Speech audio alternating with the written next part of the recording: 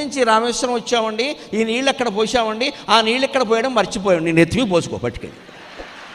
దేవుడు ప్రసాదం తింటుంటే ఒక మెతుకు కింద పడితే ఏమైంది? కొంపలంటుకుపోయి చచ్చిపోతున్నాడు అక్కడ.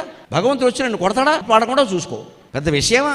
ప్రసాదానికి ఇచ్చే ప్రాధాన్యం కృష్ణుడి జీవితానికి ఇవ్వమమ్మా. మనం దొంగలం, పెద్ద దొంగలం. ఆయనకంటే దొంగలం మనం. ఆయన వెన్న దొంగ, మనం హోలు మొత్తం దొంగ.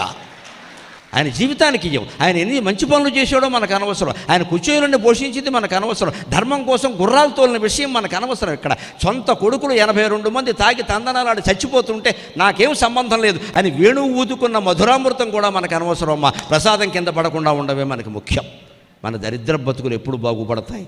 నన్ను మన్నింతురుగాక, నన్ను మన్నింతురుగాక. నేను తీవ్ర వేదాంతిని, ఫెరోషియస్ స్పిరిచువలిస్ట్, తీవ్ర వేదాంతిని. ఫండమెంటల్ క్వశ్చన్ ప్రాథమికంగా ఈ ప్రసాదాలకి, చుట్టూ తిరగడానికి, వీటికి ఇచ్చే ప్రాధాన్యం దేవుడు జీవితానికి ఎవరేమిటండి? ఆయన ఎంతో ఆదర్శ